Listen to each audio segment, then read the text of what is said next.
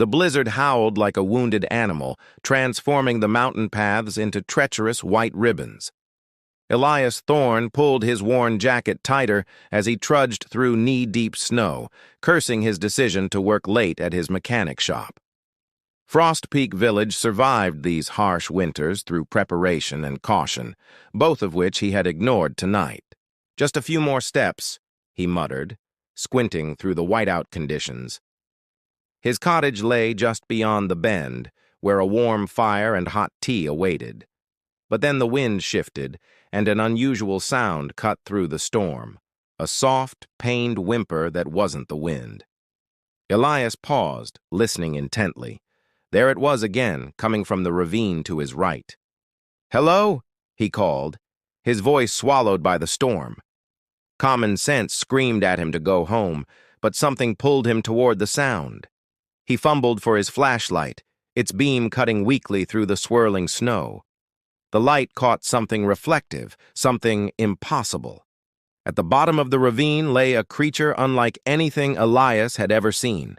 It resembled a large, elegant reptile with iridescent silver-white scales that seemed to glow faintly despite the darkness. One of its wings was splayed at a completely unnatural angle, and crimson blood stained the pristine snow beneath it. "My God," Elias whispered, sliding carefully down the embankment. Local legend spoke of mountain guardians, but those were just stories to scare children away from dangerous cliffs. The creature's eyes fluttered open as he approached, eyes of the most striking violet, intelligent and filled with pain. It tensed, attempting to crawl away. "Easy," Elias said softly, removing his glove to extend his bare hand. "I won't hurt you." The creature regarded him warily, then collapsed back into the snow, too injured to flee. Making a split-second decision, Elias removed his heavy coat and carefully draped it over the shivering being. "I'm going to help you," he promised, though he had no idea how to transport something this size. The creature was smaller than the dragons of legend, about the size of a large wolf, but still substantial. Improvising a sled from fallen branches and his coat, Elias gently maneuvered the creature onto it. "This might hurt," he warned, securing his makeshift transport. The creature made no sound as he began the arduous journey back to his workshop behind the cottage. The village of Whitepeak held deep superstitions about the mountains and their mysteries. If anyone saw him with this creature, there would be panic, perhaps even violence. Elias took the back paths, grateful for the blizzard that kept everyone indoors. His workshop was cluttered but warm, filled with the familiar scent of oil, metal, and half-finished projects. Clearing a space on his workbench, Elias carefully transferred the creature onto a bed of clean rags. Under the bright shop lights, the being was even more remarkable. Its scales shifted between silver and pale blue, almost translucent in places. The injured wing was definitely broken, and deep gashes marked its side. "I fix engines, not—" "Whatever you are," Elias said, gathering his first aid supplies. "But we'll figure this out together." As he began to clean the wounds, the creature's eyes remained fixed on him, alert despite its weakened state. When Elias carefully set and splinted the broken wing, it flinched, but made no attempt to bite or scratch him. "You understand me, don't you?" Elias whispered, noticing the intelligent focus in those violet eyes. Over the next several hours, Elias worked diligently, applying his knowledge of mechanical structures to the creature's injured wing. By dawn, he had done all he could, creating a supportive sling and cleaning every wound. Exhausted, he sat on a stool beside the workbench. "You need a name if you're staying here," he said, watching as the creature curled into a more comfortable position. "How about Luna, for your moonlight color?" The creature blinked slowly, then rested its head on its uninjured foreleg. "Luna it is, then," Elias said, smiling despite his exhaustion. "Rest now. You're safe here." As the blizzard finally subsided outside, Elias drifted to sleep beside his mysterious guest, completely unaware that this one night had forever altered his destiny. In his dreams, he saw a figure with violet eyes standing in a shaft of moonlight, reaching for him with gentle hands, whispering words he couldn't quite understand. The secret of Luna would be his to protect, no matter what the superstitious villagers might think. Something about this creature called to him, a connection he could not explain but somehow felt deep in his soul, like finding a missing piece of himself he hadn't known was lost. Thanks for watching. If you enjoyed this story, don't forget to like and subscribe for more. 3 weeks had passed since Elias rescued Luna. Her recovery was moving at a remarkable pace, though the delicate wing was still a major concern. Life for Elias had settled into a new rhythm. By day, he was the familiar mechanic down at the village shop, his hands stained with grease and oil. But by night, he became a caretaker, tending to his mysterious guest in the solitude of his workshop. "You're looking stronger today," Elias said softly as he came in, carrying a small bucket of fresh fish he'd gotten from the market. Luna was no longer confined to the workbench. She now rested in a comfortable nest of old blankets Elias had arranged in a quiet corner. As she healed, strange, unexplainable things started happening. Tools he was sure he'd left scattered across the floor would be neatly arranged on their hooks by morning. On his windowsill, a pot of herbs that should have died off in the deep winter cold had suddenly burst into bloom, their green leaves vibrant and full of life. One afternoon, he'd sliced his hand open on a jagged piece of an old engine. The cut was deep, and he'd wrapped it tightly, expecting it to be a nuisance for days. But after Luna had gently nuzzled the bandaged hand, the wound had vanished overnight, leaving only smooth, unblemished skin. Elias couldn't explain it, but he was starting to accept that some things didn't need an explanation. That evening was different. A full moon hung in the sky, its light pouring through the workshop's large window, bathing everything in a silvery glow. As the moonlight touched Luna's form, she began to glow with an ethereal light of her own. Elias watched, frozen in place, his breath caught in his throat. The creature's body shimmered and shifted like heat rising from pavement, melting and reforming before his eyes. In a matter of seconds, where the winged creature had been, there now stood a woman. Her hair was the color of flowing silver-white moonlight, and her eyes were the same unmistakable, piercing violet. "Elias Thorne," she said. Her voice was like the wind chimes he kept outside, a sound like wind moving through pure crystal. "I owe you my life." Elias could only stare, his mind struggling to catch up. You're human?" "I am Lyra," she replied, her movements possessing an otherworldly grace, even with the bandaged arm that had once been a wing. "I am a guardian of the celestial boundaries.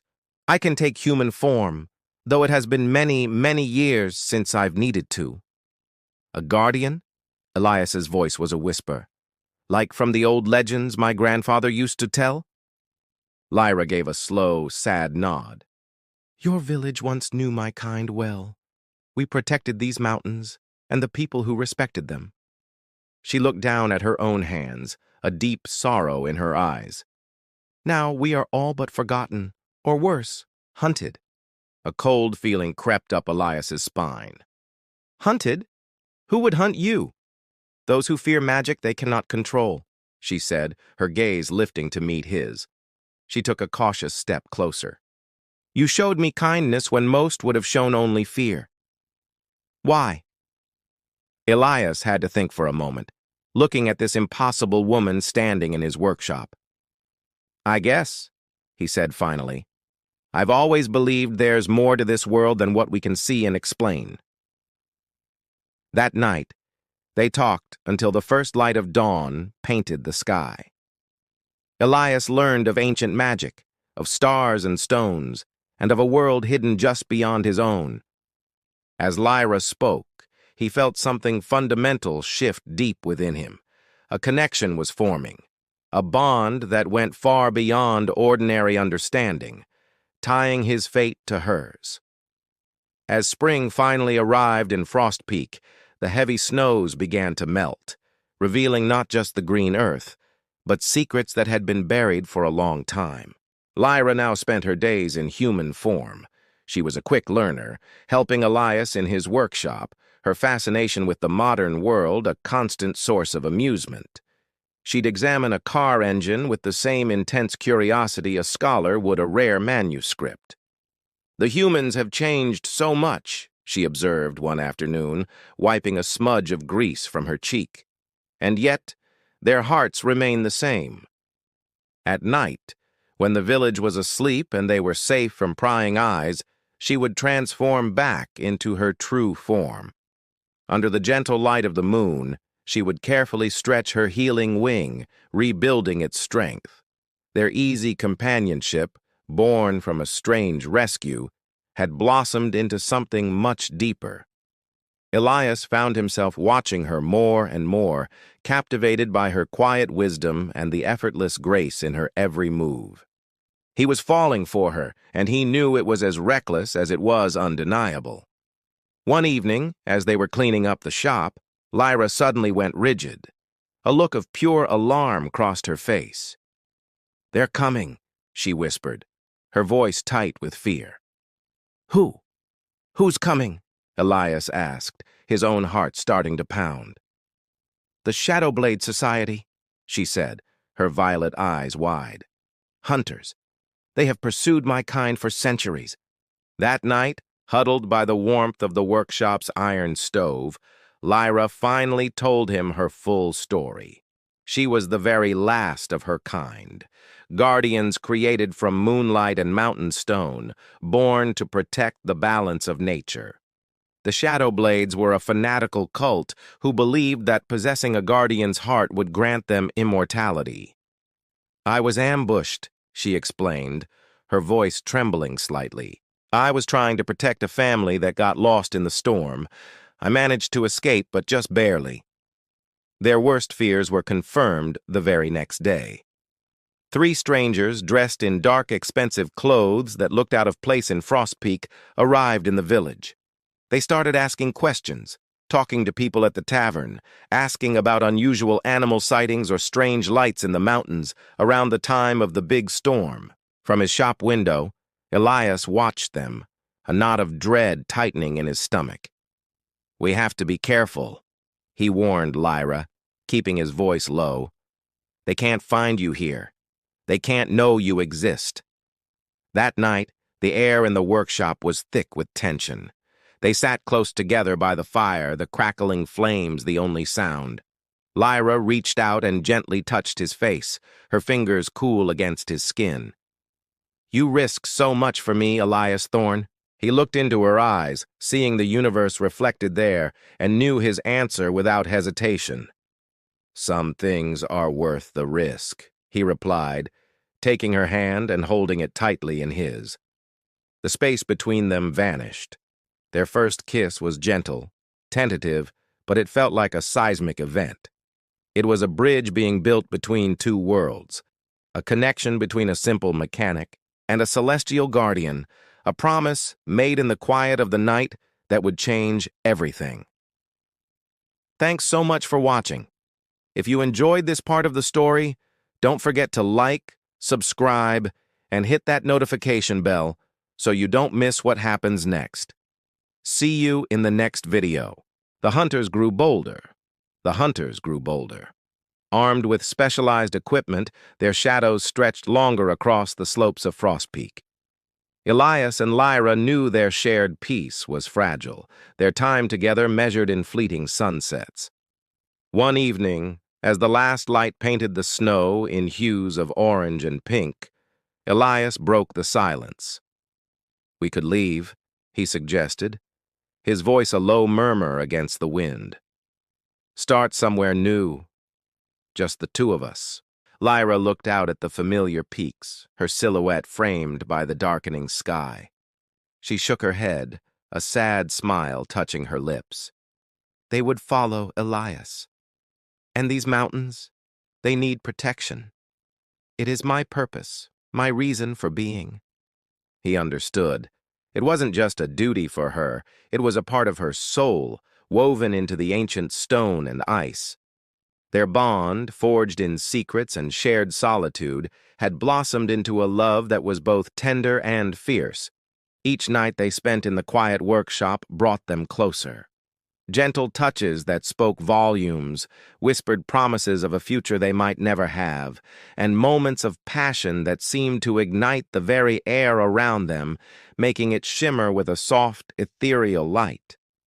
They were two souls from different worlds, finding a universe in each other's arms. But darkness was patient. One evening, the leader of the Shadow Blades, a man whose heart was as cold as the mountain's peak, followed Elias home. Concealed by the encroaching night, he watched from the shadows of the pines. He saw the moonlight spill into the workshop, and he saw what Elias had come to cherish. Lyra, bathed in silver light, transforming. The secret was out. The attack came with the cruel light of dawn. The workshop door splintered, and the hunters poured in, their enchanted weapons gleaming with malice. They came for the Guardian, for the prize they had long coveted, but Elias stood in their way, a simple artisan against trained killers. He saw the glint of a cursed blade aimed directly at Lyra's heart. Without a second thought, he threw himself in front of her. A searing pain ripped through him as the blade found its mark. He gasped, his strength failing as he crumpled to the floor. "Elias!" Lyra's cry was a sound of pure agony, a tearing of the soul. He fell, and something within her broke. Rage, cold and absolute, mingled with a desperate, heart-wrenching fear. The emotions fueled her, a catalyst for a transformation born not of moonlight, but of grief. In her full dragon form, she was magnificent and terrifying. Larger and more powerful than Elias had ever seen. She was a storm of scales and fury.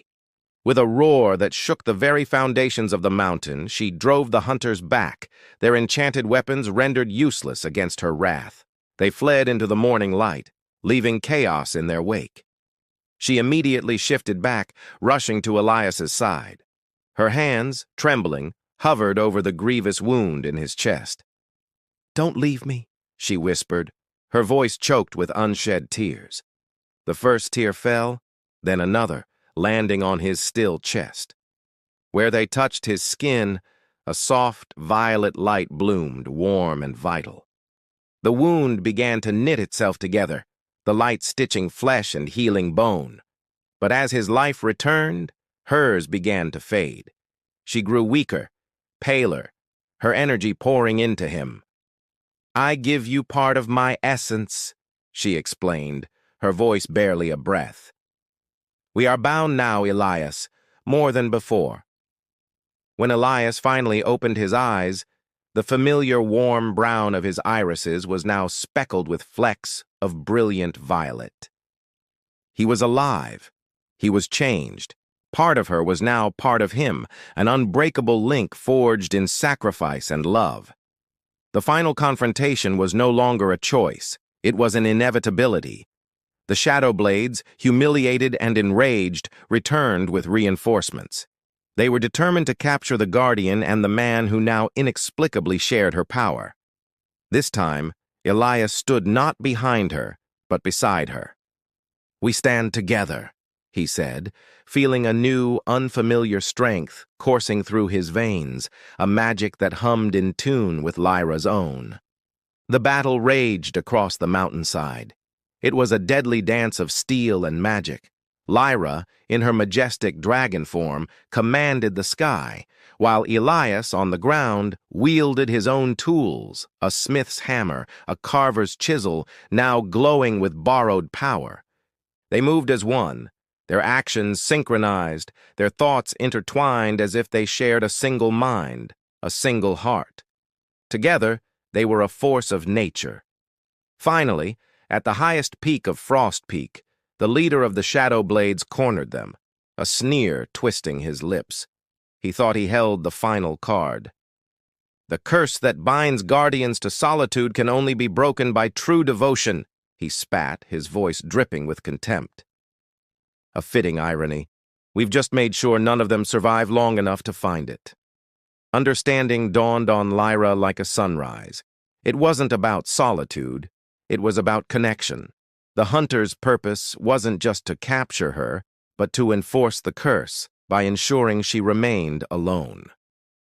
The connection we share, she said, looking at Elias, her eyes wide with revelation. It's already breaking the curse. In that moment of shared realization, a blinding burst of light erupted from them both. It wasn't just their own power. The mountain itself seemed to respond. Ancient stones buried for centuries began to glow with forgotten magic. Runes of power lit up across the rock face, and a deep, resonant hum filled the air. "What is happening?" Elias asked, shielding his eyes as the light enveloped them in a warm, powerful embrace. "The mountains.